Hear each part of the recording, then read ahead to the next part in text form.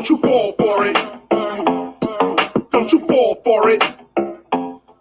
Keep your head up. We live, guys. Let them get you fed up. You just step up, get your rep up, get your cash up, get your check up. The whole system's a setup. It's time we really get up. We've been about this revolution from the time we met up. Take it back, I got my fist up. Malcolm X in 88. A revolution only works for those that will participate. You are great, they are fake. Yo, it's time to demonstrate higher level mental states. Conscious people congregate. Show the love, not the hate. This is basic, no debate. But these people are debating and they hating. They should wait. It was bickering amongst ourselves and got us in this state. Yeah, the truth is inconvenient, but the truth is never late. You can't see what they be doing, how they thinking, how they moving. You can't see what they pursuing, making claims none are proven. Don't fall for it.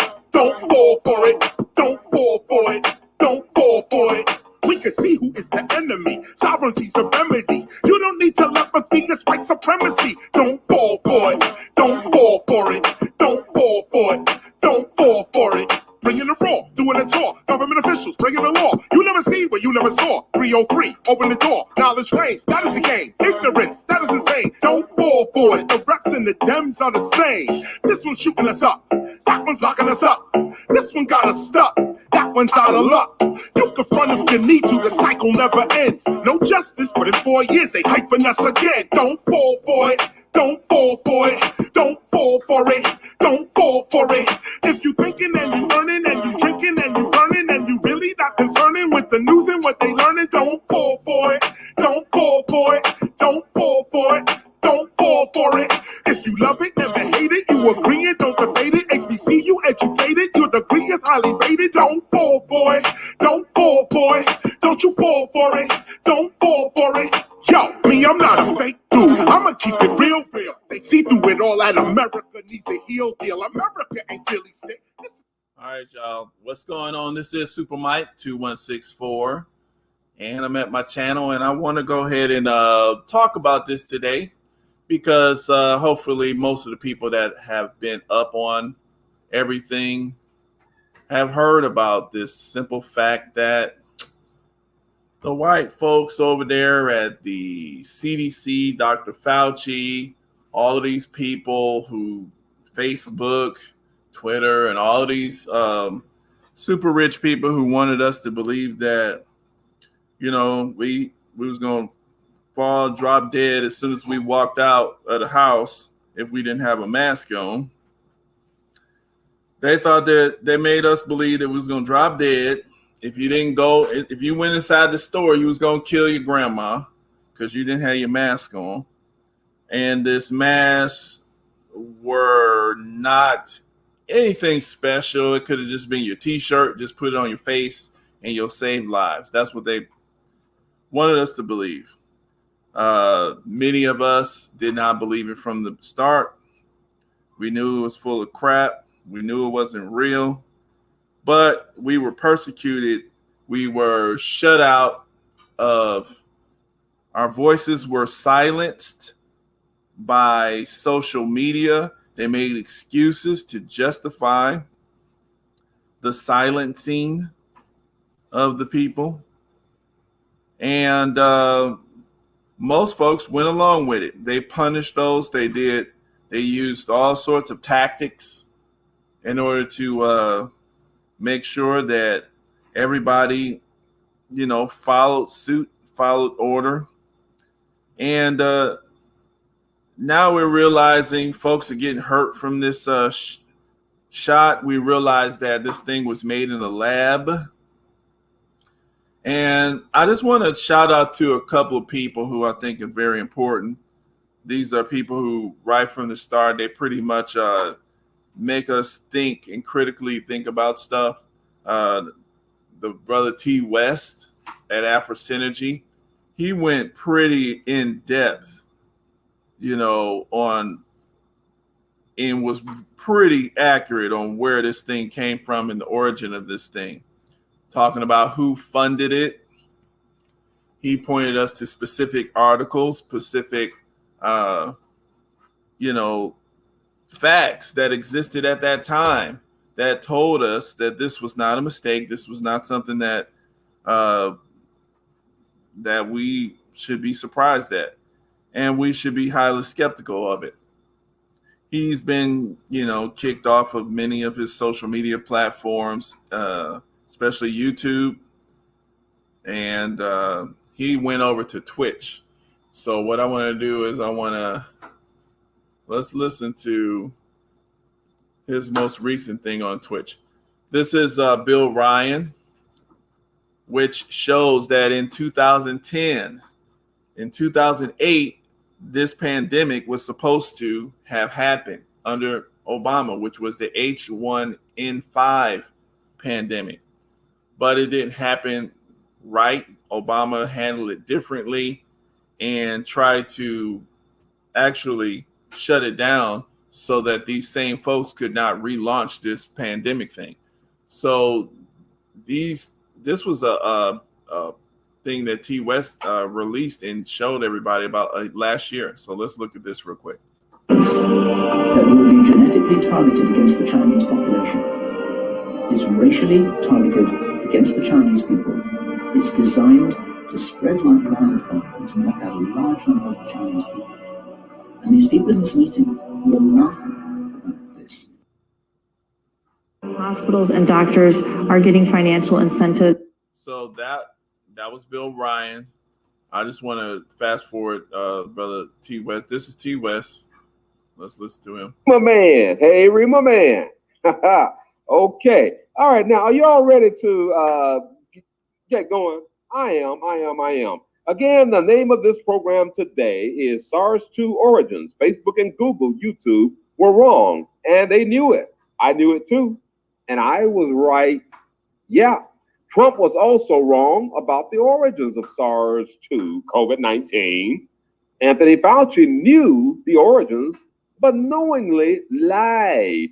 I've been talking about all of that for more than a year.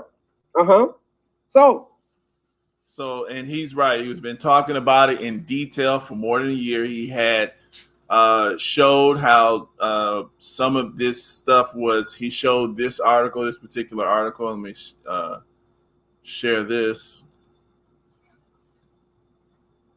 He showed this article, and see, this right here is very important because we got to understand in this time where there's so much uncertainty, to save your life and to save the life of your family, you can't just go along to whatever everybody else is saying just because the officials who's supposed to have your interest, who you believe supposed to have your interest in hand, you believe these people are supposed to have your interest. Hold on a second here. I'm going to show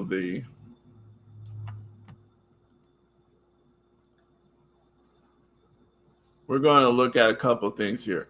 And everybody press the thumbs up, share this message. If you come in later on, I'll probably open it up so we can have just a limited conversation about some of the facts that I presented and just to see what the people's reaction is. So just hang around and we'll talk about it for about 30 minutes, 30, 40 minutes. All right, so hold on a second here.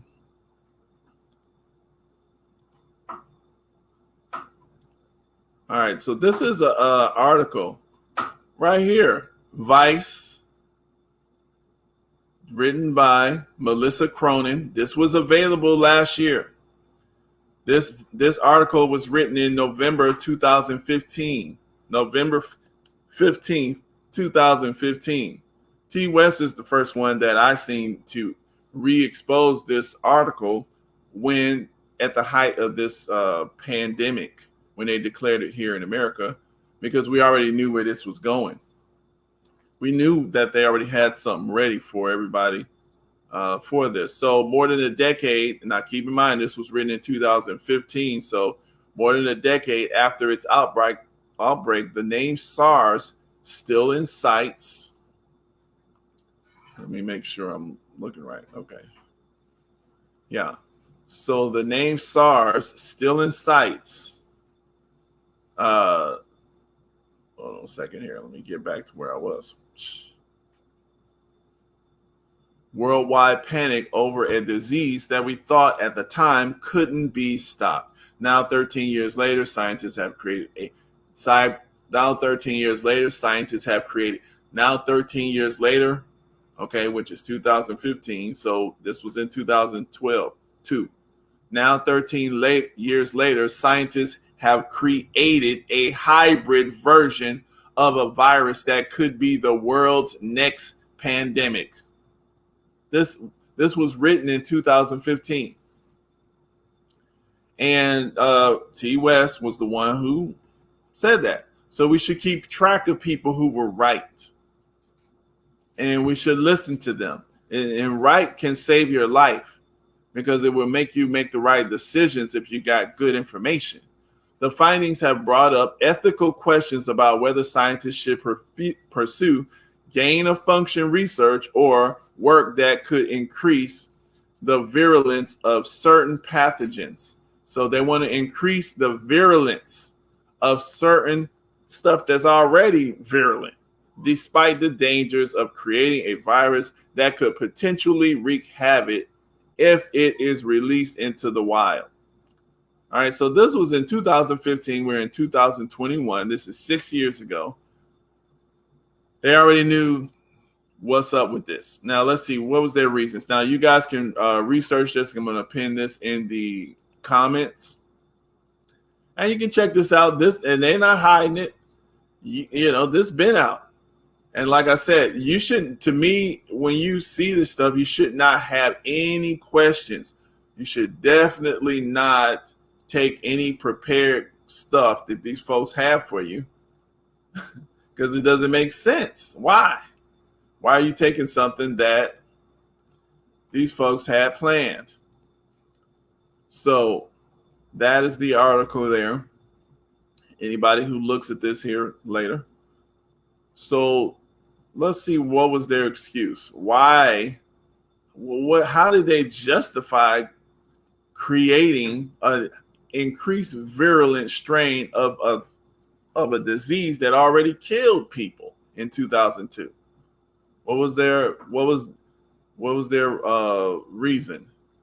And let's see. The findings could provide a way to create vaccines and immunotherapy treatments before the next epidemic strikes.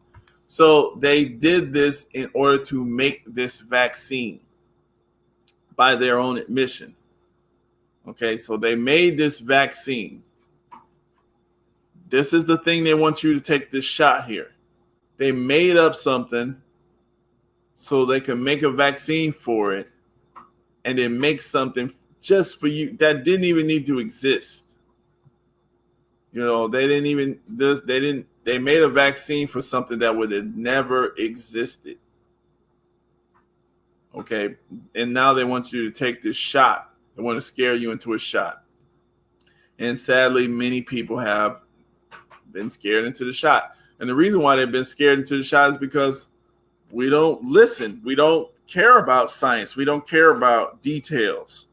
Too many of us don't care about details, and that is going to put us in the situation where we're going to be killed. We're going to be lab meat. And all of these folks who scared of, who disparage folks who so-called conspiracy theorists, which is just basically critical thinking. All y'all folks who scared of conspiracy theorists and thinking critically and questioning officials who are so-called experts in their field, if you're scared to question these people, you're gonna get chopped up. So back in 2015, we already see that here was an article letting you know that this stuff was made in a lab before the pandemic even happened. They already told you they made it in a lab. More than a decade after its outbreak, SARS still incites memories of worldwide panic over a disease that we thought at the time couldn't be stopped. Now, 13 years later, scientists have created a hybrid. See, they created a hybrid. And keep in mind, this is by Melissa Crowan, November 15, 2015. This was out last year. I told people about this. T West told people about this. Afro Synergy told people about this. And a few other people told people about this. But if you said something, you were banned from the social media. You were banned from social media. Okay? So this is what they do. This is what they do when they want to control the narrative and they want to make sure, hey, what's going on? Yep. Everybody knows this was up. What's up the whole time? So with this particular thing, I'm going to go over the Senate meeting that we had with that they had with Dr. Fauci and the FDA head and the CDC head. You know, I'm going to go over a couple of key points in that. And I just want everybody to, you know, check it out, share it. This is just going to be another documentation. I'm going to play a couple of things that I put out actually last year. Let's see. Let's see if I can play some of this here. Hold on a second. Now, this disease, which we surmised early on, started off in the male homosexual population in this. So now this is Dr. Fauci way back in 1980. I think this is 81 or 84. He's given a lecture that he had with AIDS. So this man here, he's been the head of the National Institute of Health. Okay. And these folks, and then there's another one. I forgot what the acronym stands for, but it's NAID. All right. He's the head of that. This guy here is trash. And I put out a video saying Dr. Fauci is trash. That's part one. This was last year. This is the man who's supposed to have a vaccine for the AIDS virus. Okay. But instead, what we've seen is the AIDS virus has become an institution, a cash cow for government, a population control mechanism. Hey, what's going on, y'all? What's going on, guys? Says press the thumbs up and spread it. You know, we're just going to go over a couple points about this coronavirus. We knew we were right because facts are facts. I don't care how much education you have. I don't care how much of an expert you have. If a 10-year-old presents you with a fact and the expert has 35 years of scientific training and experience, disagrees with a fact, the expert is wrong. Okay. And this is what's going on here. So these facts were available to us all, but because we have been trained, too many people have been trained to depend on experts like we depend on mama and daddy. Okay. And we, unfortunately, because of capitalism, okay, that we put capitalism in every single solitary part of our system, then you're going to have incentivized corruption. So let's look at this. This is the part where Fauci was talking about AIDS here. He was supposed to have fixed AIDS. Country. Not that there was anything intrinsically different or wrong or what have you about homosexuality. It was very simple. It's straightforward epidemiology. You take an infectious agent and you introduce it into a population in which the spread among those individuals, if it's sexual contact spread, it's a perfect setup to spread. All right. So yeah, this part, I'm not going to go through my whole video again, but the bottom line is this, you know, y'all can check this video out. It's he basically, the point of this particular video is just showing how basically he redirected the stigma of the AIDS virus, because if some of us are old enough to know that at first there were this virus in America was actually affecting the homosexual community at first the most. And this is where we had the number of cases, the largest number of cases. You know, it was in New York and then San Francisco. And we see this is their statistics at that time. So those are the first cases. And then he is talking about how you know, it showed up in 1981. They recognized it in 1979, showed up in 81, and noticed that infectious or tumors in otherwise healthy homosexual men. So this thing at that time was a fixture in the homosexual male community. All of a sudden, right here, he redirected the focus to Africa. Okay. In the language that he used, I'm just going to show that part. This is where they say, now the cases at that time were not big in Africa. The cases were bigger in the US and in, I believe, France. Okay. And if a disease originates in a certain place, this is how they backtrack and find out where that thing comes from. They look at the number of because if it originates in a place, then it's going to spread in that place more. And the other places where we find it, it will be less. You will see it that way. And that's how they can track it. Okay. So I just want to show this little part here. This is a new disease, at least in the United States. Where it came from, we'll discuss in a short while. A few minutes later. Now, what about the geographic origin of AIDS? What I'm going to tell you in the next couple of minutes and in these next two slides is scientific data, and I'll tell you what the data, and then some speculation. The scientific data is that AIDS exists in Africa, in Central Africa.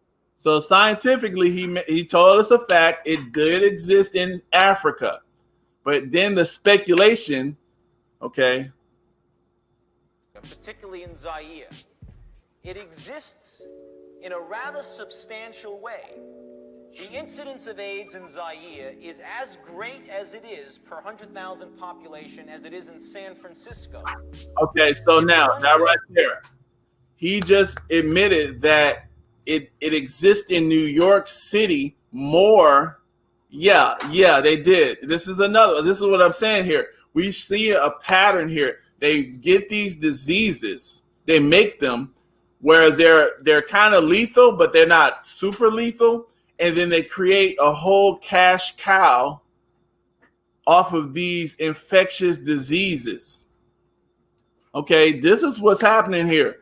And the thing is, the sad part about it is the same thing that we were saying last year. No one wanted to believe the so-called conspiracy theorist people who were thinking logically, people who just took facts and made logical fact-based conclusions.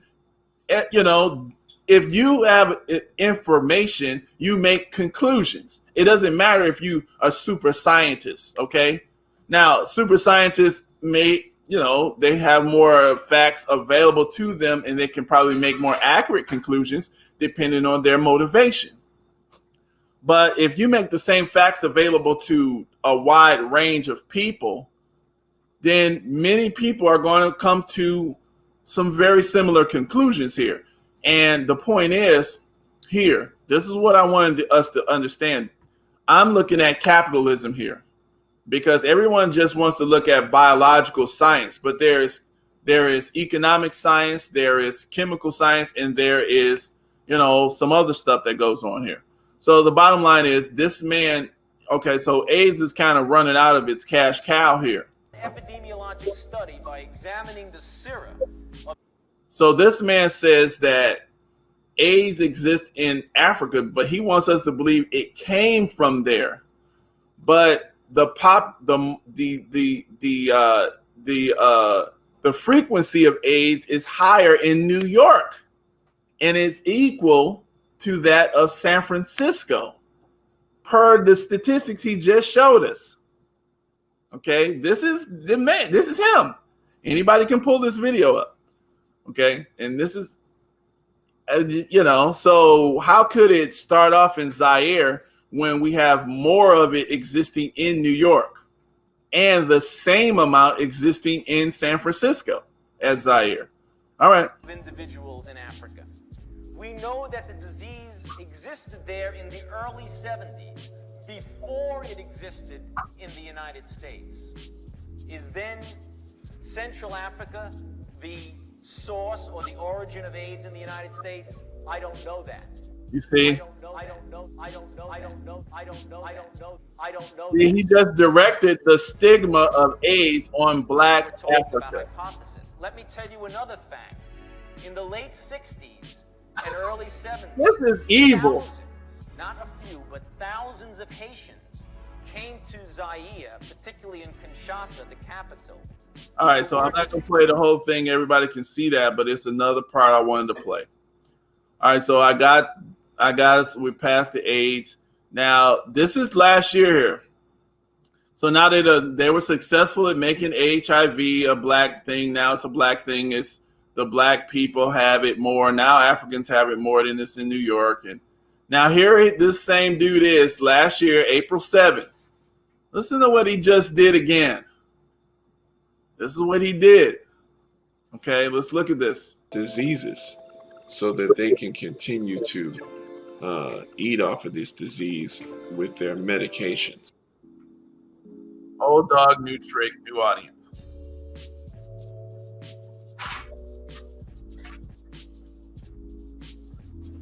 I just want to make a brief comment to get back to the discussion about the health disparities in the African American community, because it really is very important. And the reason I want to bring it up, because I couldn't help sitting there reflecting about sometimes when you're in the middle of a crisis like we are now with the coronavirus, it really does have ultimately shine a very bright light on some of the real weaknesses and foibles in our society.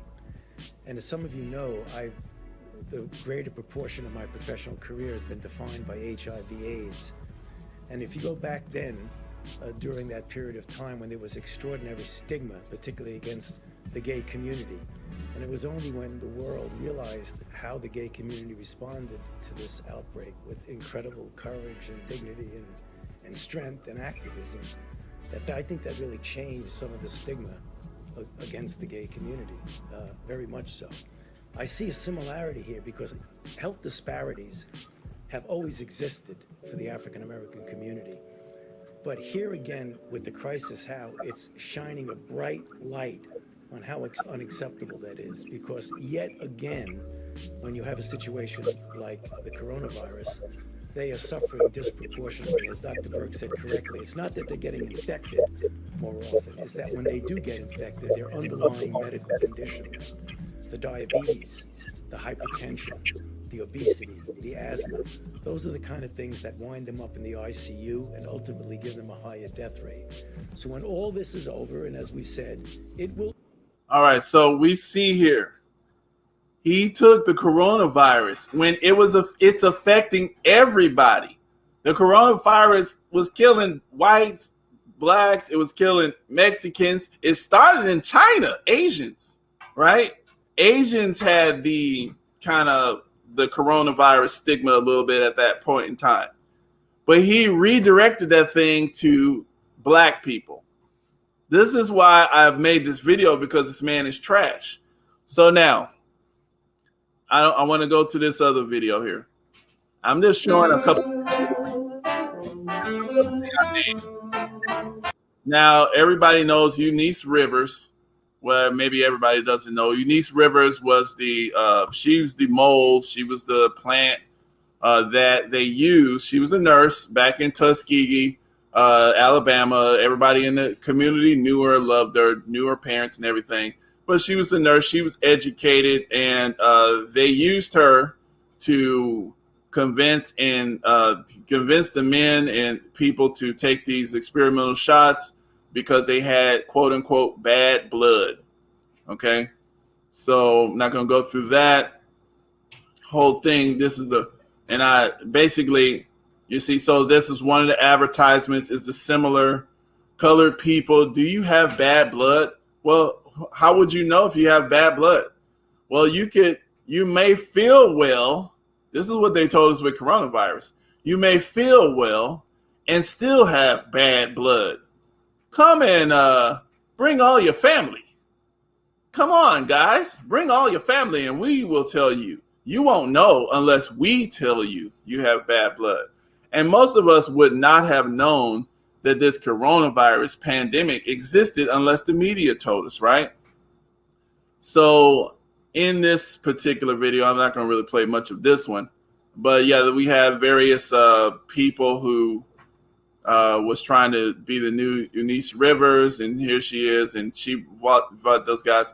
Here's Kismikia Corbett, and I believe, and her mentor, Kismikia's mentor, is Dr. Ralph Barrick, this guy who made up the actual, who in the other article, who made the variant. Here is the patent for coronavirus. Hold on a second. This is the patent number for the coronavirus. This is the patent, November 20th, 2018. Coronavirus. United States patent. The Pierbright Institute, November 20th, 2018. 10130-701B2 patent number. That's the patent number. What is the coronavirus for? It says the present invention. This is the patent document, U.S. patent document. The present invention provides a live attenuated coronavirus comprising a variant replicase gene encoding polyproteins comprising a mutation in one or more of non-structured proteins. Okay, they name those proteins. The coronavirus may be used as a vaccine for treating and or preventing a disease such as infections, bronchitis, which is, you know, inflammation of your airway, in a subject. So now, we just had the virus. We just had the coronavirus. Everybody on the planet now knows they wanted you to go get tested. Go get tested. Go get tested. We need the Negroes to get tested. Go get tested. This is what they want you to do. All right, so you go get tested. I don't understand why they have to stick some way down your nose if you're going to get tested like that. Why do they got to get the back of your neck with whatever little device they want to test you with? Who know about that? Why? Why is that important? Especially since they tell us that the coronavirus can get you, you know, just by coughing. Yeah. So that was the patent. Just wanted to show that part. And I think this is another piece that I wanted to show. Hold on a second. Oh yeah, this is one that I did last year. Same situation. Oh no, this is the now what I'm gonna do here real quick. We're gonna go over. Our colleagues, keep track of your clock. We're gonna go over a couple things here. I want to go over with this interview and this. I got a couple of pieces, so I'm trying to make this real quick. And yeah, this is basically the Senate hearing that they had with some of these guys here. We're gonna go over emerging. In those 5 minutes, we do have votes starting at 11:30 today. Dr. Fauci, let me start with you. The surge of COVID-19 that is devastating India is a painful reminder, really, that we can't end the pandemic here until we end it everywhere. And I'm glad the Biden administration is leading that global fight by rejoining the World Health Organization and funding global vaccine efforts and committing to donate 60 million AstraZeneca vaccines to other countries by July 4th. India's outbreak really underscores the need for a robust public health infrastructure in the U.S. to respond appropriately to this pandemic.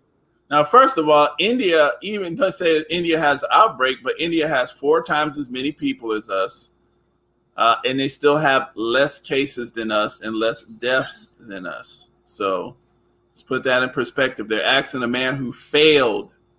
The Indian response is Fauci needs to be asking them. Yeah. Yeah, exactly. We got to be careful. I understand, because a lot of people, they don't.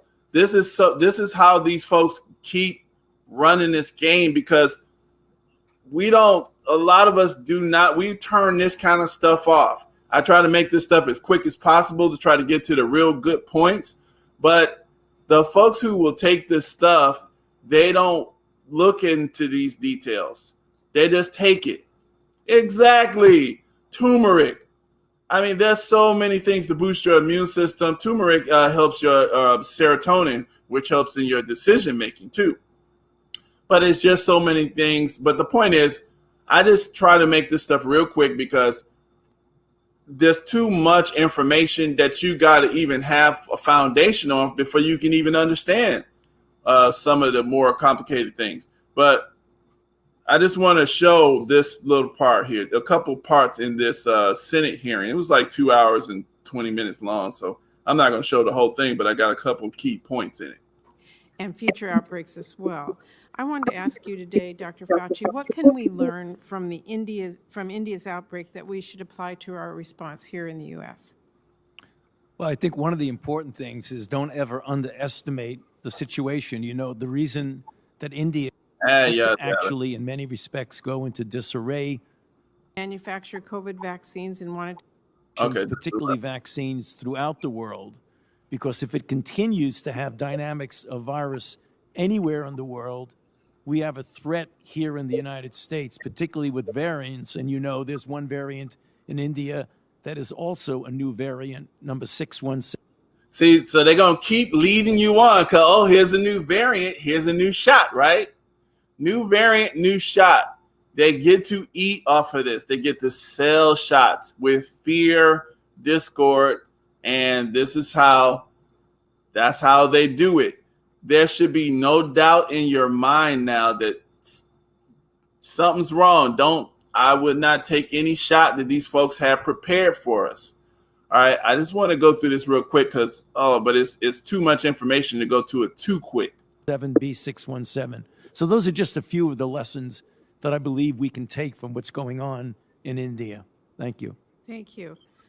Dr. Marks, I'm really encouraged by how the FDA has worked both quickly and carefully to get multiple COVID vaccines authorized. But having said that, I am very concerned about the reports involving Emergent Biosolutions. You mentioned it in your remarks. It is a contractor that received $628 million to manufacture COVID vaccines, and wanted to ask you to explain FDA's recent findings. Because after receiving reports of cross-contamination with another vaccine, FDA inspected the Emergent facility, as you said, and asked the contractor to pause manufacturing, and the cross-contaminated vaccine was not distributed for any use. But Dr. Marks, what steps is FDA taking to make sure the quality, safety, and effectiveness of all COVID-19 vaccines? All right, so I wanted to show that place. This is Emergent Biosolutions. This is a place that's in Baltimore, Maryland. They were mixing up the Johnson & Johnson, which is just a death trap in my opinion. But, you know, Johnson & Johnson, how could you trust that company? They just gave you cancer and paid money, and now they're hurry and get into vaccines where they can't be sued, and you're going to take a shot from them because it's quick? Okay. So anyway, here's Emergent Biosolutions. This place is in Baltimore. They have several locations, but the place where they actually make the vaccines, I think they have 2 places in the United States where they actually manufacture it. One is in Baltimore, one is in I believe in Ohio. But they were mixing up Johnson & Johnson and they were mixing up Johnson & Johnson, and they were mixing up AstraZeneca's vaccine. So here they are. They want to be a Fortune 500 global life sciences company. They got a full history, yada, yada, big company. Here's their locations. This is the one in Baltimore. They got Rockville. Okay, so Rockville, Maryland is where they manufacture. They manufacture in Lansing, Michigan, which, yeah. Okay, so they also manufacture and they contract in Baltimore, Maryland. But, you know, they're Singapore, Milan, Switzerland, just everywhere. So this company here, they make a lot of the vaccines. What they were doing here is they were, let's see if I got that. The bottom line is, okay, no. All right. Well, I'm not going to go to it, but the bottom line is they were mixing up. They had a nasty facility. The different vaccines was getting mixed up. You know, it wasn't good. And that's what that was about. And so a lot of us, we just take shots and we just trust that, oh, these are scientists. They're so smart. And, you know, they got everything good for us. You know, everything's good. But we don't know what facilities these things are being made in. You know, there's people in there not taking showers. They mixing up vials of this and vials of that. You take a shot, half your body. I was just walking through the grocery store out here in California, and two guys were talking. I just overheard them. They were talking about their adverse reactions. I don't know if they reported these adverse reactions, but one guy said half his body went limp. There's a guy at my job. He said he took that shot. He's been messed up for like 3 days or whatever, but he's getting better because he had to come back to make some money at work. Half his face went numb. Okay, so this is what's going on with that. So let me go to the next thing real quick. And hold on a second here. I want to show this part of this. Let me go to Chair Murray, thank you for that question. So, an unprecedented way to bring us. Hold on. Let's see. So I wanted to do that one. Oh, yeah. This guy, Senator Burr. He went, where is it? I think it's here. Now, listen to this question this man asked. Now, AstraZeneca was full of, they was giving people a lot of blood clots. AstraZeneca vaccine, they stopped it. They stopped the J&J vaccine shot. Exporting more. Why have we not taken... Hold on. Let's look at this. Dr. Walensky, in my last minute here, let me just ask you, the CDC says that while fewer children have been sick with COVID-19 compared to adults, children can be infected, get sick, and spread the virus. With the authorization of Pfizer yesterday for children 12 to 15, what would you say to parents who are considering getting their kids vaccinated now? I would encourage all parents to get their children vaccinated. I know many parents are enthusiastic and have been texting me, can't wait to get their children vaccinated. Listen to that mess. You're going to get your children vaccinated with the same doses as an adult? There's no change, one size fits all. With all these adverse reactions, you still just open it up to kids. There were no kids in the testing phases. There were lack of the different age groups in the testing phases. Okay, so they're excited to trust these folks here. I want to get to this question real quick here. Thank you, Chairman. Dr. Kessler, we've shipped 2.7 million doses of AstraZeneca, I think, to Mexico. That's the only country we've shipped to. We've got additional doses of AstraZeneca in inventory in this country. We talked about July 4th exporting more. Why have we not taken the AstraZeneca, which is not approved for vaccination in the United States? Right there. Why haven't we shipped it to anybody else? It's not approved in the United States.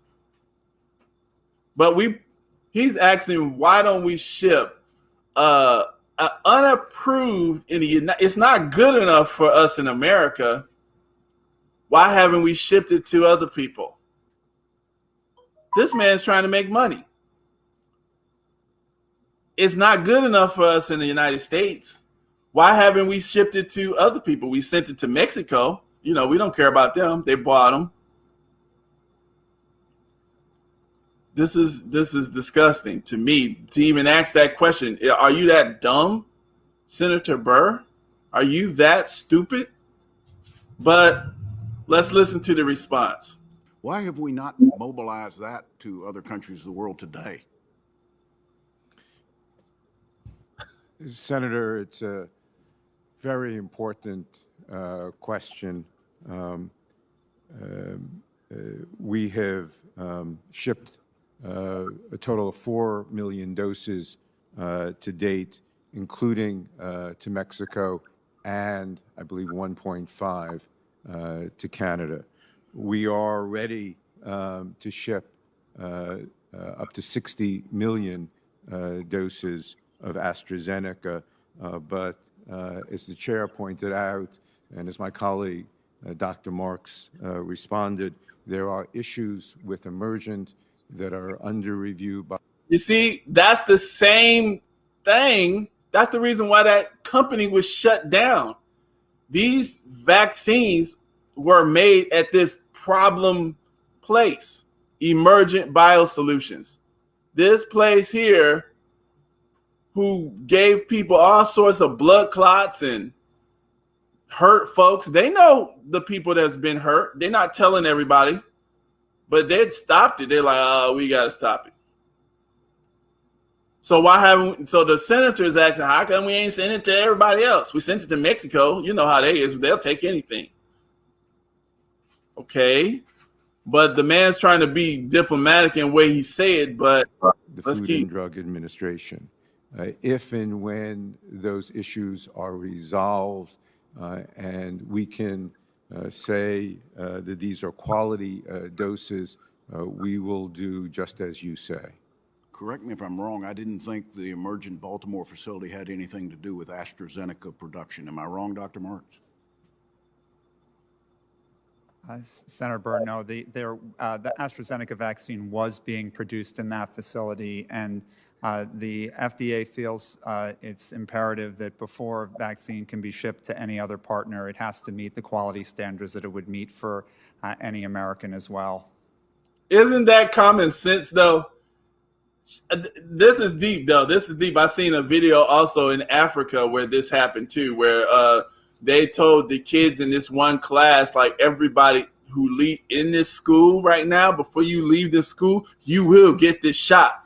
And they were jumping out of the windows and everything. I wish I had the video, but I don't want to make this go too long. But, yeah, this is what's going on here with us. I want to go to this other part of this video here. This is just a trip. This whole thing is crazy. Let me go to this other part. Because these folks, man, Hold on a second here. Let me see. This dummy.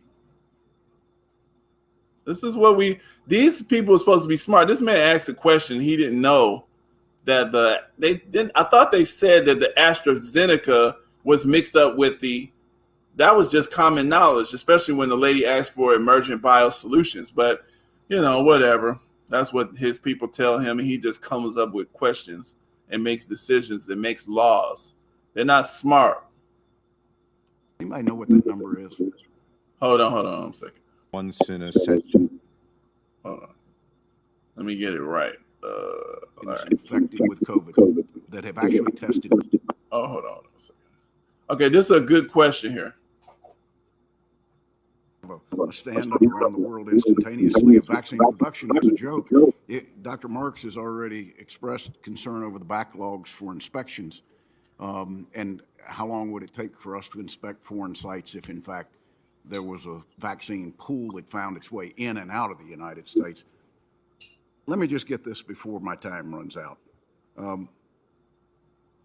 Can anybody give me the number? There's been 33 million Americans infected with COVID that have actually tested positive. How many of that 33 million have then been vaccinated? Anybody know what that number is? Here's why I make the point, and here's why I think it's relevant. If we're looking at a certain number that we don't know exactly what it is, Dr. Fauci, that we want to get to, and we've vaccinated 115 million, it's important for us to know, of the counted vaccine number, how many of those already had protection because they were COVID positive? So if we're trying to reach a number when the president says 70% vaccination, if we get to 65 vaccinated and 5% got COVID and they have protection, Isn't that like being at 70? Okay, so what this man is asking, he's saying it was 33 million positive had COVID, got over it by themselves, right? But they're rolling out this vaccine, and even though these people have their own natural immunity, which is actually more robust than the spike protein anti-spike immunity that you would create from the mRNA anti-spike, anti-little protein thing that they got going on. The natural immunity is more robust because your body knows what this thing is now, and it knows how to deal with it. But they're still letting these folks think they need to get this shot. They're still letting these people think they need to get the shot because they want it. They really don't care about your immunity. They want you to get that shot. That's it. It's a different objective that's not being spoken of. Right? Exactly. Yeah, and they always want to throw in the question what's natural, but we know, especially if you're in the medical field, and Koja, you know, and everybody knows, if we had way back in the day, we know that they used to tell the kids to get hurry up, and if you get your chicken pox and your measles, hurry up and do it before you get 13, because then you'll have immunity for life. Okay, but the point is here, you're talking about herd immunity, but people know you get herd immunity naturally because, the people end up getting the immune process just from coming into contact with the disease and their immune systems defeating it on their own.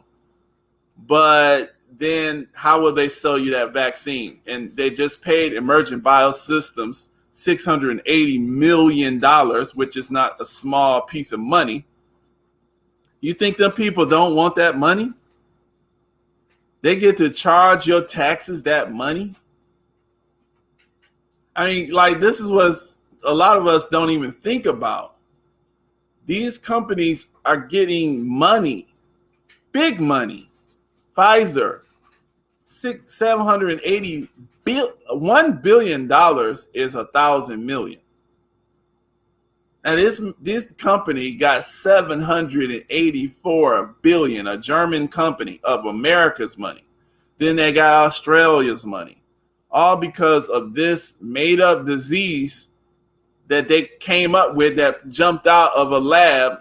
They want to say it's in Wuhan, but I'm going to show you in a minute that no, it came from here. It was Fauci. He needed another AIDS. Anyway, let's get through this real quick. I just want to go through this quick. So this man saying your herd immunity is already happening. They're not keeping track of who already had the disease because people who already had the disease don't need a shot. Anyway, all right, let's keep it moving. Let's see. Authorize. Okay, hold on. Let's look at this part. This is an important question for us to understand. Let's see what this man said. And I don't want to listen to that one. Let's look at this one.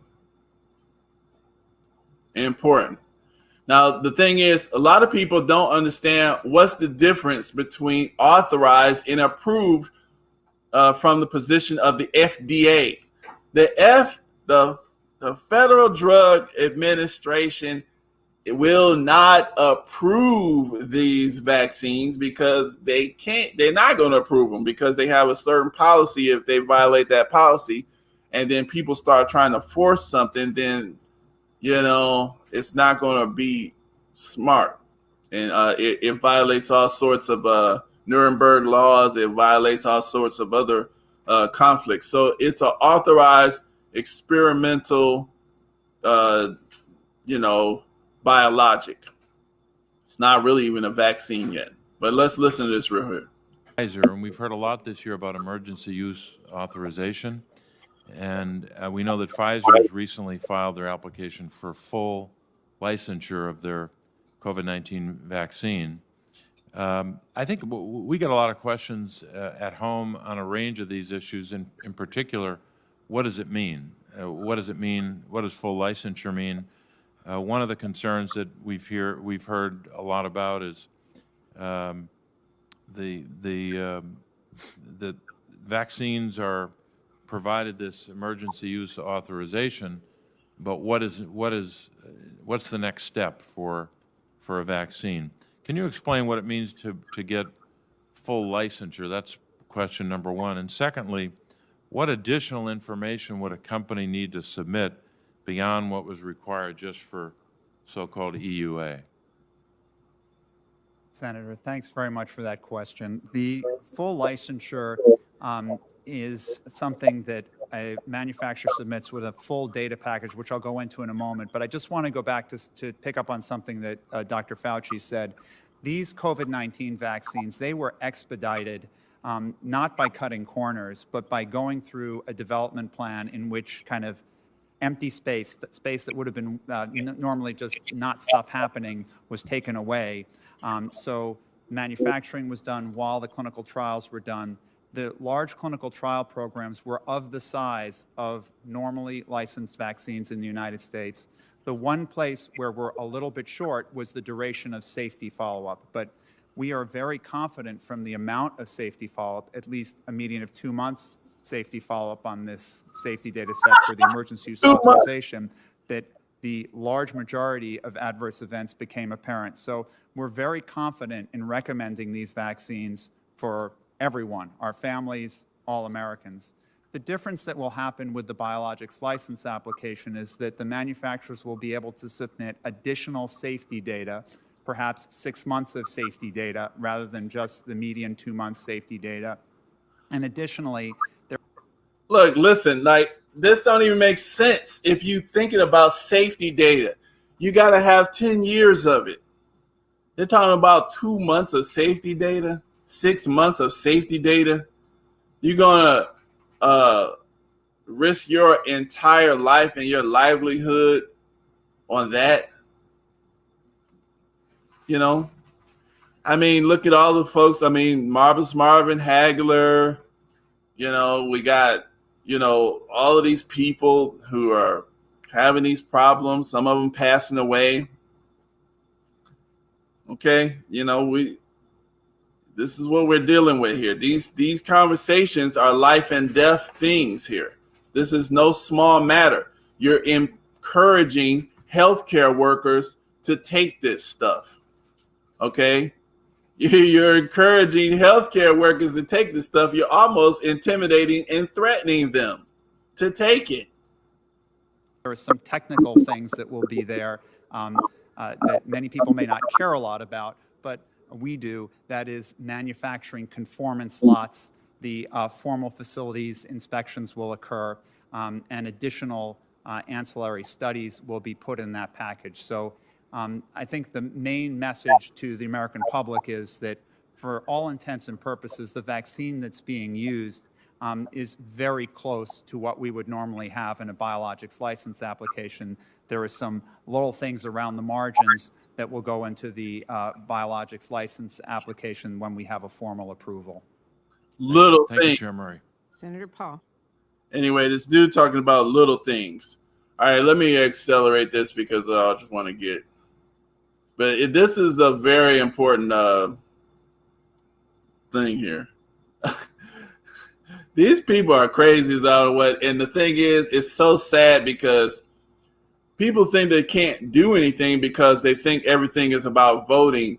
But no, knowledge allows you to have knowledge allows you to make decisions for your family. These people are thinking about money. They're thinking about institution. They're thinking about, you know, just imagine all of the benefits and careers this guy Fauci was able to put, you know, his family and his friends and all of the benefits that he was able to give his friends based on, you know, the positions that he had over there with the AIDS stuff. So it's one other thing I want to show y'all something here. I want to show y'all Miss Mikovits. Who knows Judy Mikovits, but I'll show that later. I want to get through this. Let's look at this part. For the resources to be able to do so. Once we have vaccine in the majority of people, we are still going to have disease out there, and we're going to need to rapidly be able to detect it. Thank you very much. Thank you, Madam Chair. Senator Marshall. Thank you, Madam Chair.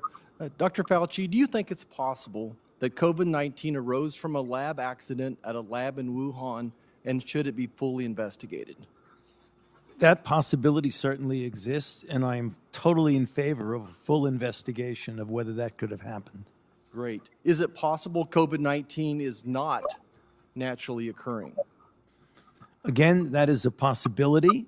I don't know if we're ever going to be able to approve that, but you always need to open up and leave all possibilities, which is the reason why I and so many of my colleagues are very much in favor of what the WHO said, that they want to go back again and take another look in there and see what was going on in that lab.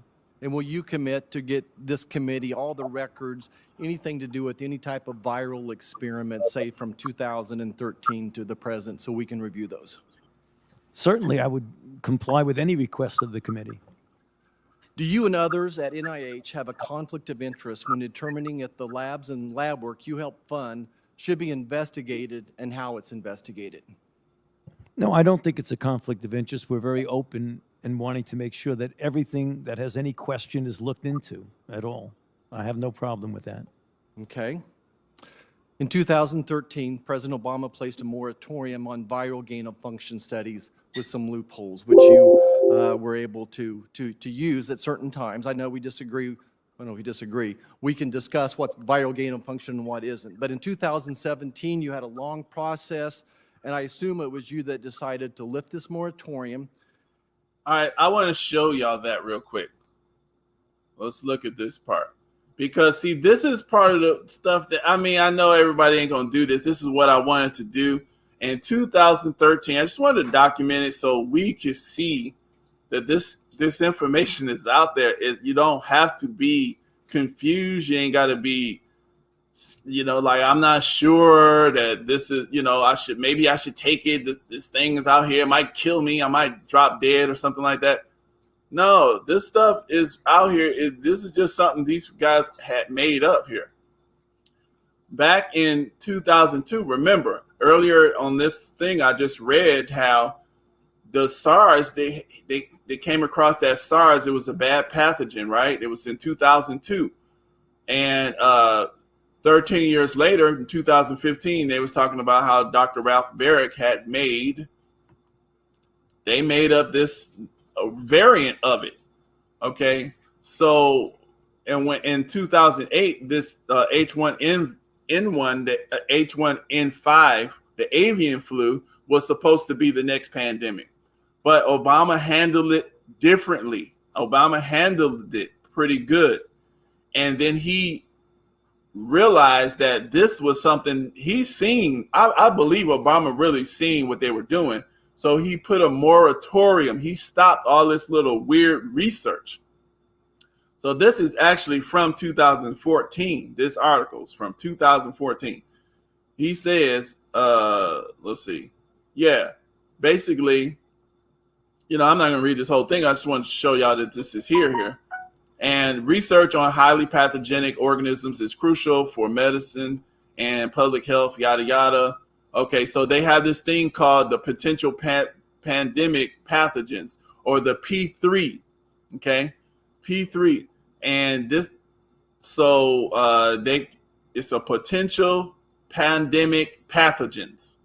What do we just have? A pandemic? So they, way back in 2013, potential pandemic pathogens, okay? So novel or new microbes that combine likely human virulence with yada, yada. I don't want to read all that. Okay, so here we got SARS, severe acute respiratory syndrome. You had the same type of infections because these things were actually genetically specific. So they actually were geared towards infecting certain groups. That's why they had the Middle East respiratory syndrome. They had something that seemed to affect the Asians a little bit more. And, you know, this is what they were dealing with here.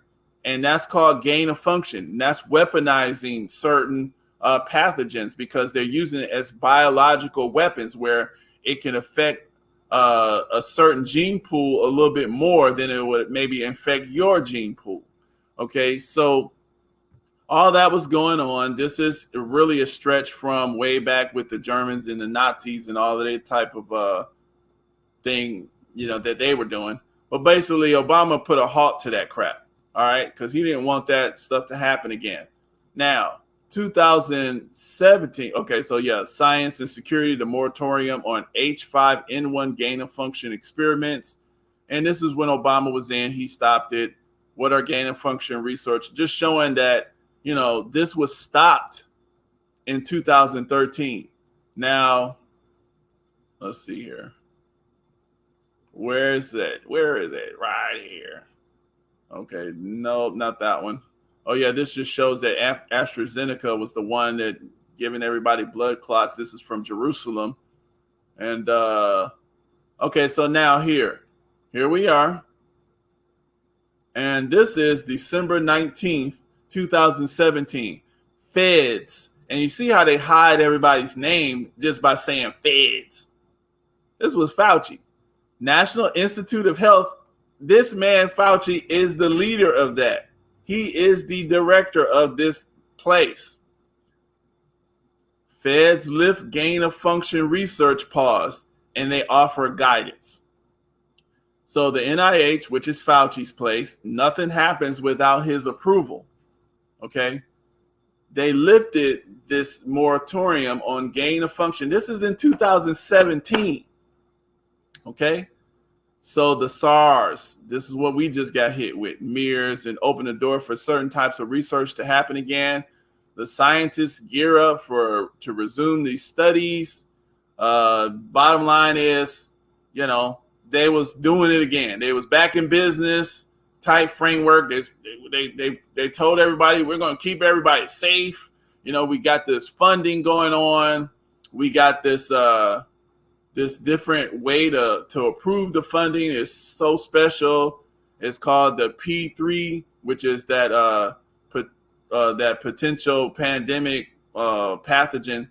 P3CO review group recommendations. This is how we're going to approve all the stuff. And enhanced PPP is a PPP and resulting in a pathogen's transmission and or virulence. They got all of these different ways, and they're going to keep everybody safe. Give us the money. So this is what they had going on. Okay, and now 2 years later, here you go. 2019, COVID-19 killing everybody. Killing everybody. That's a coincidence. Yeah, H5N1 is the avian bird flu, but they're doing this gain of research, function research on all these airborne pathogens because that's the easiest. That's the one they really want because you see the ones with AIDS, you know, you gotta have sex or you gotta be a dope fiend or something like that. But with this with the airborne thing, right? Oh yeah, you could just get it from being sneezing. So that's what they really want. Exactly. Yep. So let me go a little bit more. So this man really exposed them with that. During this review, my question is this. During the review, did you consider the risk of dual applications by military, terrorists, or other foreign actors? I'm not sure what you mean by that, Senator. Did I consider applications from dual actors? I'll say it again. Did you consider the risk of dual application, that there might be other? So the bottom line is Fauci and them at the NIH, they resumed this crap in 2017. And this guy is asking them, dude, you resumed this here. Did you realize that the enemies can get this and kill us with it? Fauci's like, oh, I don't know what you're talking about. Please refrain. He's wiggling, squirming. Folks that would use some of the Sure. GOF function discoveries that they might be used by a military, Sure, terrorist, there- or other foreign actors. Well, in any research that we do, we publish the research. It's available for anyone to use it in any manner in which they can. That's the modus operandi of the NIH.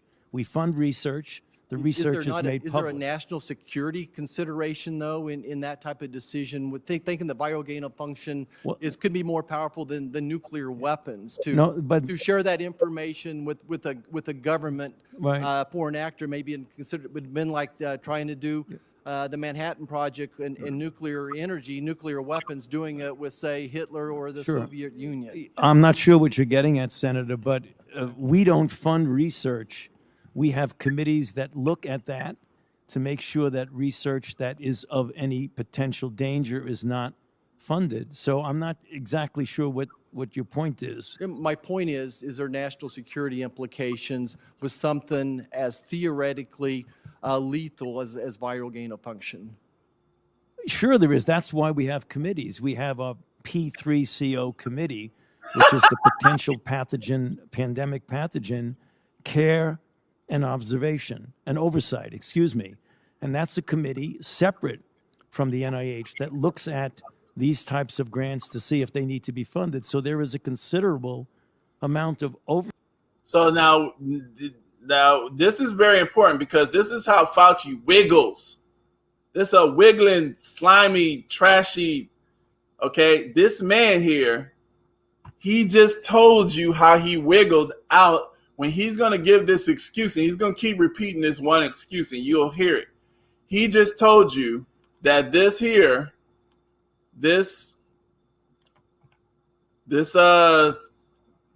P3CO was separate, okay, from the NIH. And this is how funding is given. This is how funding is approved, okay? And this is going to be very important to understand when you hear his crap later. Then you'll be able to understand how stupid and lying and slimy, he is here. All right, so let me go back to him. But he just told you that this P3CO is separate from the NIH. To make sure grants that are doing research that would obviously be of danger is not So when you made the performed. decision to stop the moratorium on gain of function, were there national security advisors Right. in the room? Was there State Department? Was there Defense Department? Who were those people that might have been part of that decision? First of all, I did not make the decision to stop the pause on gain of function. If one looks at what actually happened, we put a pause on, and I was the one that was very much in favor of that pause. And you're talking 2013 in pause? 2014 Okay. to 2017. The pause was lifted because we established a committee that looked at what we called P3CO. Familiar with it? Right, exactly. And when that committee then was able to make decisions about granting apart from the NIH so that we would not have any decision in it, it would be a decision. I got one last question I want to sneak in. I still don't know that you answered. Was there national security people in the room when that process, that someone made the decision? I think you led that decision, but we'll come back to that. Here's my last question. If COVID-19 is indeed a product of lab manipulation, can you sit here and unequivocally say the viral studies that NIH helped fund, could not be indirectly or directly related to this final COVID-19 virus? Yeah, looking at these experiments that were done that we funded, there would not be that possibility. Unequivocally. Well, they are talking about a hybrid virus of a mouse virus that was adapted to a mouse, that anyone that knows anything about virology would realize that that is not something that would infect a human, much less be pathogenic and transmissible. But we helped make the mouse that had the HLA receptor that this COVID-19 was specific for, and NIH was involved in the development of that humanized mouse? Yeah, yes, but as I mentioned in response to Senator Paul, The NIH and NIAID did not fund gain-of-function research to be conducted at the Wuhan Institute. So now that was his lie. Okay, he just told you that the funding mechanism was separate from the NIH. And he said that the funding things that they funded were the mouse that was humanized, that was able to accept this type of thing. Now, see, this is the thing. People who don't, this is why they defund science. They defund science. They defund, mathematics in school. So people are bored with this kind of talk, but this right here saves your life. You can't even check these people. You can't, the Constitution tells you that it's supposed to be rule of people. You can't rule these people if you can't understand what the heck they're talking about. And not many people understand what they're talking about. And if you do go to school to understand what they're talking about, you are in debt. And if you say something, it'll ruin your career. So, I'm going to play it. It's too, I think I got one more. I want to play this one more important thing here. Here. Let's look at this here. And then I think I'm going to open it up for us to talk real quick, guys, about it. And, we'll knock it out. Yeah. I think this was 6 years ago. Much as more so than I'm approaching as a senator. I was struck. Hold on. Keeping our. Some of these senators, you can tell that they're in the bank because these dudes don't even ask good questions. And I hate this when everybody take this shot. More so than I'm approaching as a senator. I was struck. Hold on. And I would also mention that, we saw mental health challenges ahead of COVID-19. So these are not just the mental health challenges because of COVID-19. Even among our youth between 2009 and 2019, before COVID ever started, we saw 40% increase in mental health challenges. So we need this not just for our healthcare workers, but for the society at large. Thank you very much. Thanks, Chair Murray. Thank you. Senator Cassidy.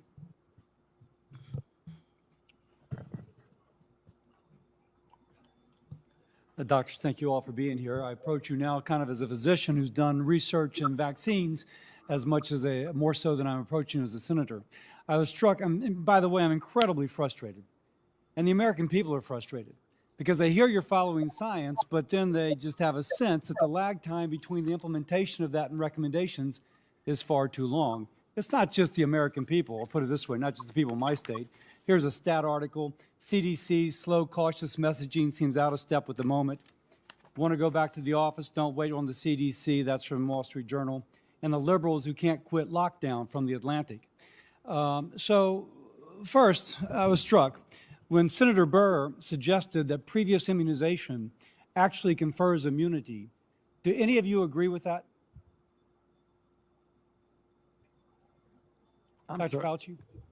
Does previous immunization confer immunity? Does previous infection confer immunity? It does. We don't know what the durability of it is, but it certainly does confer immunity. Hold on. That was a good question, though. This was a good question. He says, does pre-infection infer immunity? So this is something that they have not been telling people. If you already had it, you have the immunity. Why are you getting the shot? That's a good question, but most people will not listen to it because immediately he says, yes, but we don't know. He casts doubt on nature. But let's listen to that part again. Damn, I hate this because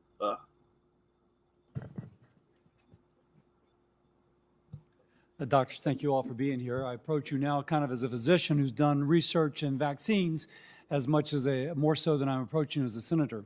I was struck, and by the way, I'm incredibly frustrated. And the American people are frustrated because they hear you're following science, but then they just have a sense that the lag time between the implementation of that and recommendations is far too long. It's not just the American people, I'll put it this way, not just the people in my state. Here's a stat article. CDC, slow, cautious messaging seems out of step with the moment. Want to go back to the office? Don't wait on the CDC. That's from Wall Street Journal. And the liberals who can't quit lockdown from the Atlantic.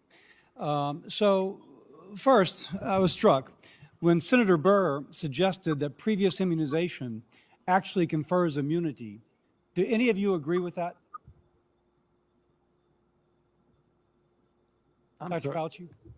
Does previous immunization confer Does previous infection confer immunity? It does. We don't know what the durability of it is, but it certainly does confer Now, immunity. but we still recommend that they be vaccinated. Yeah, we do. That seems out of step. No, actually, Senator, a study has shown very clearly that if you vaccinate someone who has previously gotten infected and recovered, the level of neutralizing antibodies and T cells are extraordinarily high, not only against the wild type virus, but also against the variants. I'm aware of that research. I've pulled some of that research that refers to I got him. My concern is that would happen if you had another infection. All the immunization does is mimic a pre-existing infection.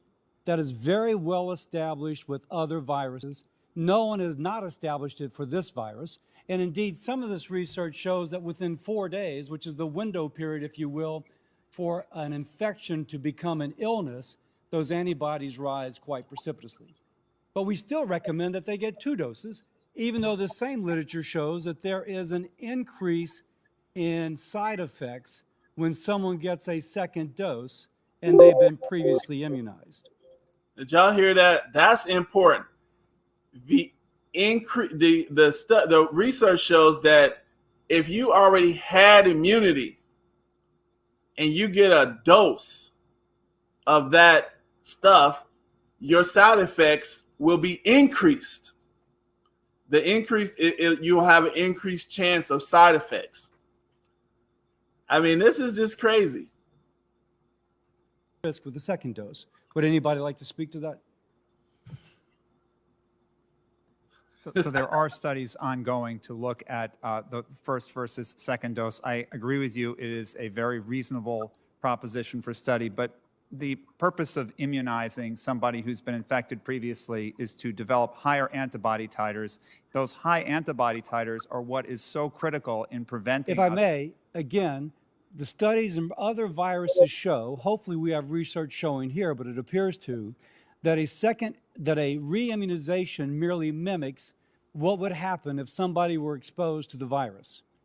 All it does is kind of mimic that which would occur. Senator, this is a different virus. Each virus It is a different virus. So Dr. Marks, is there research going to explore that which I'm referring to? Because the research so far shows that within 4 days you get a significant increase in antibody titer. There's research that's been done to show that after vaccination, the nature of the immune response gives sufficiently high titer antibodies that the post-vaccination immune response. That's with every virus. That is not unique to this.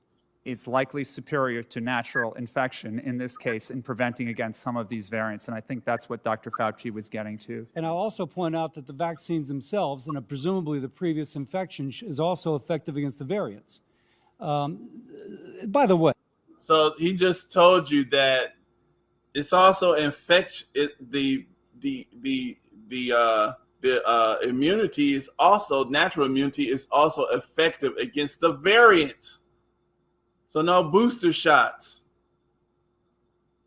Oh Lord, it's just too much. I can't do it all, but I'm gonna open it up for anybody who wants to talk.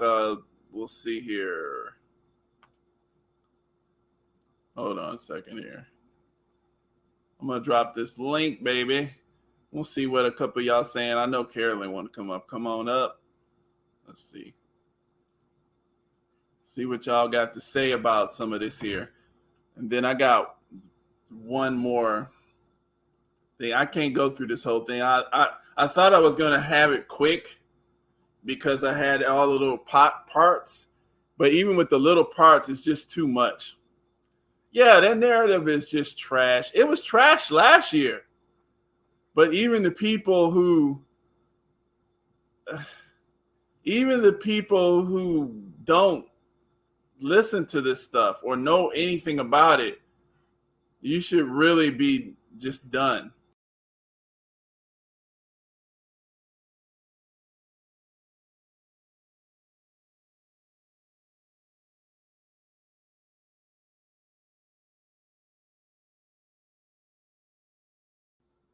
Dang, I fell out. Sorry, guys. Yeah. Even the people who don't listen to this, you should notice something. I'm gonna put this up here. Now all my little videos just went out, but it's okay. This is interesting here. It's kind of crazy. My computer got a lot of the stuff on my regular computer got wiped away. I had a backup, but unfortunately didn't put everything on my backup. So whatever. I got caught. Maybe somebody got me, maybe somebody didn't, but I want to show this here. This is who we're trusting. The people that we're trusting are not trustworthy. And if people don't understand that, I mean, it's survival of the fittest. The reason why human beings compete against human beings and not against tigers, because tigers, lions, dogs, animals, I mean, the brain power is more powerful than physical power. The decision making is what allows us to have superior survival ability. The people who ignore information, I mean, especially factual stuff, you're going to have a bunch of problems, because right now you got a bunch of people who have a true belief that they should be reducing the population of the planet with certain undesirables. And they've miseducated us because they feel that you're not desirous of education. Welcome to the show. We appreciate you being on tonight. Thanks for the invitation. This is the trustworthy people. This is the same thing that Senator Burr asked. This is the same thing the guy asked, why haven't we did shipping? Now listen to this. Okay, let's talk about the rat of the week. Why is Bayer Corporation the rat of the week? Internal documents show that after this company positively, absolutely knew that they had a medication They took the product off the market in the U.S. and then they dumped it in France, Europe, Asia, and Latin America. The medicine's called Factorate. It was an injection medicine that was used for hemophiliacs, mostly children. Children had been born with an incurable disease. Hold on, Mike. So, hold on. So you're telling me that Bayer knew that this drug was infected with the AIDS virus. They yanked it from the market in America, and then they dumped it in markets overseas? They had to figure out a way, Joe, to make a profit on a product that they could not sell in America. So they made a huge profit. They dropped the product in Japan, Spain, and France. By the way, Joe, government officials in France that allowed that to happen actually had to go to prison for it. In America, not one corporate executive for this company has been indicted or even criminally investigated by our Justice Department. Why not?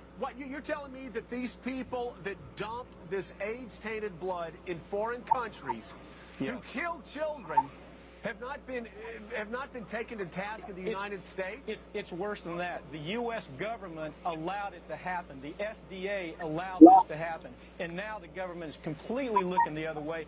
Thousands of innocent hemophiliacs have died from the AIDS virus. And not only they're dying, their family members are dying because they're becoming infected with the disease. This company knew absolutely that they had a problem with the product. They knew that it was infected with AIDS. They dumped it because they wanted to turn this disaster into a profit. Mike, I want to read to you what Bayer told the New York Times about this scandal. They said Bayer behaved responsibly, ethically, and humanely. Decisions made nearly 2 decades ago were based on the best scientific information of the time and were consistent with the regulations in place. That sounds like a lot of legal mumbo-jumbo. Now, you say you have internal documents that show that they knew that this drug they were dumping was tainted with the AIDS drug? Or the AIDS virus? The documents show that there was no question that this company absolutely understood the risk, that they knew that it was contaminated. It wasn't a... So I'm just saying, I'm going to show one other thing here. This is the type of people that we're trusting.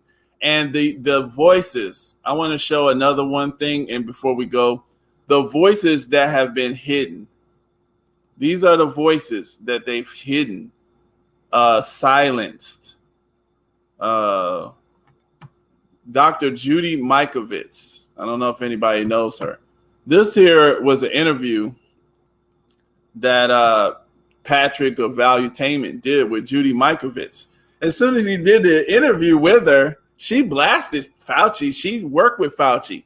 She worked with Dr. Gallo. These people invented the AIDS virus, the virus that we call AIDS right now. They invented other things and did. And she cured Magic Johnson. She had the cure. She fixed AIDS. But why wasn't it allowed to to happen?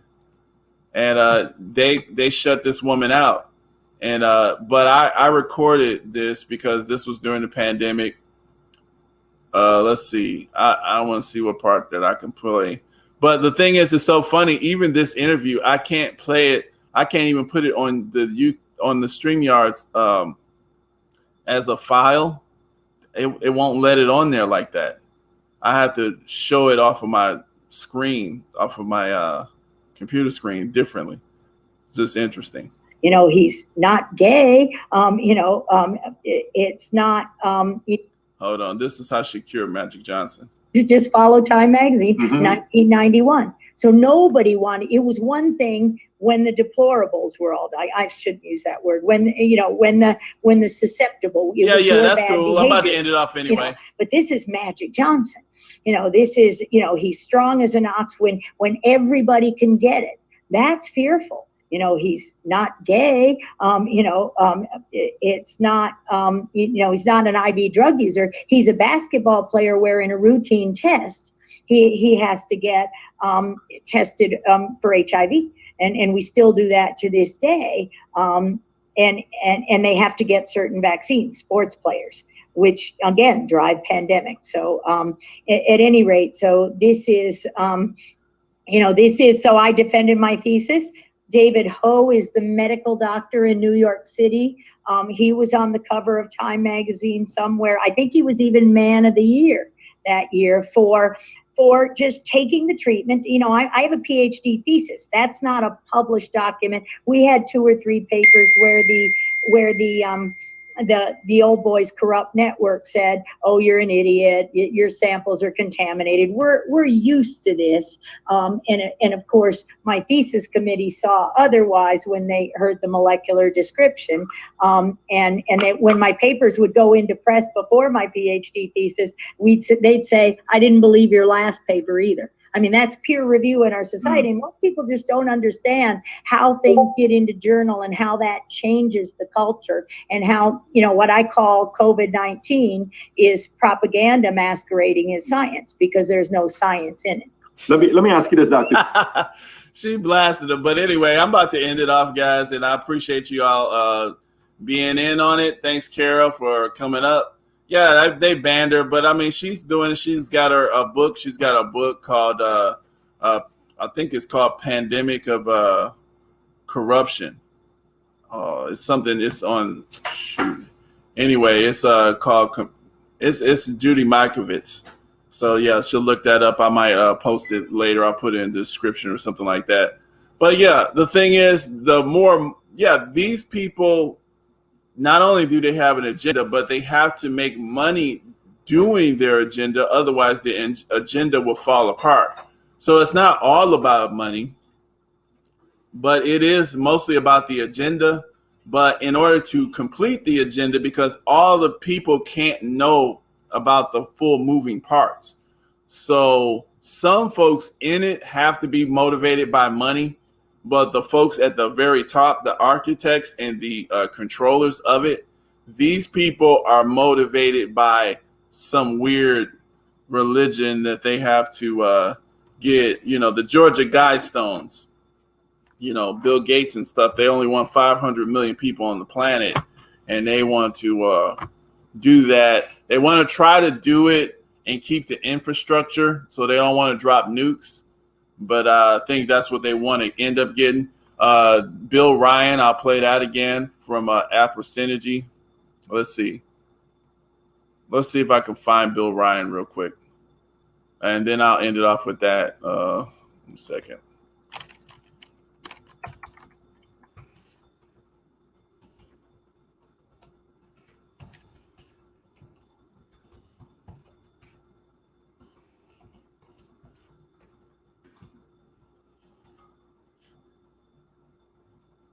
Here it is. All right, so this is another part that T. West put on. Hold on a second.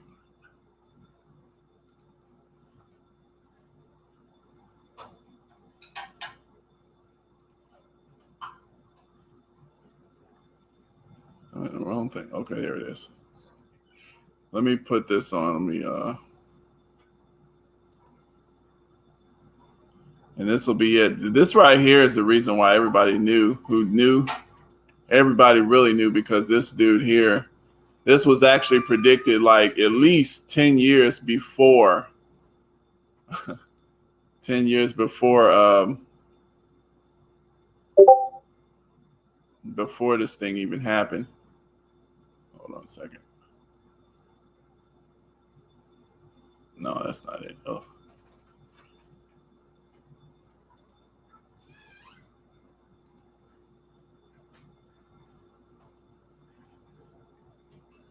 Oh, shoot. That's what messed up. Sorry. Hold on, guys. I'm going to show you this, and then we'll be done real quick. This is important. You'll like this. Hold on. Yeah, because, I mean, the thing is, these folks have to be in control of everything. Because, I mean, there's natural ways to reduce populations in a better way, because they already know when you educate people, people tend to, you know, maintain and manage their own family size naturally when you properly educate people. But if you got a bunch of educated people around, then they won't be ruled by you. That's the problem. All right, so this is Bill Ryan, Anglo-Saxon Mission. And then the next thing that happens in this chess game is, well, this was recorded in 2010. This was recorded in 2010. And there's a whole video associated with this that I have, but this is just a little excerpt of it. Being played is that biological weapons are released on China. You heard this being discussed in this meeting. They will release a flu-like virus that will be genetically targeted against the Chinese population. It's racially targeted against the Chinese people. It's designed to spread like wildfire and to knock out a large number of the Chinese people. And these people in this meeting were laughing about this. They said, China will catch a cold. Those were their words. China will catch a cold. And they were laughing about the fact that these biological weapons will wreak havoc among the Chinese population. And after that, then what effectively will be a kind of plague will actually spread right across the world to the West as well. Our source was not clear whether this was a Chinese retaliation or whether the thing would just spread out of control in the way that it would be very understandable if it did, whether it's racially targeted or not. These things actually mutate. Yeah. So everybody's got that. That's from the Anglo-Saxon Mission. And that's actually very old. When it came out, of course, everybody ignored it, but it picked up steam last year when the pandemic happened, and everybody said that it came from China at first. But the type of stuff that we got to deal with, and this is the reason why you have to be careful with your information. It has to be fact-based. That's what you got to do if you want to survive through the fall of this elites. These elites, these people that have been given the planet problems for centuries now, they're crumbling. They are falling. It doesn't happen overnight, but it's actually happening, because anytime that we're able to talk about this, anytime we're able to resist their agendas, which we just did, the fact that we're hearing that they're having to admit, yeah, it's a manufactured disease. Of course, they're not going to tell you the whole truth. It didn't just come from China. They made it up, and then they funded it through the P3CO program.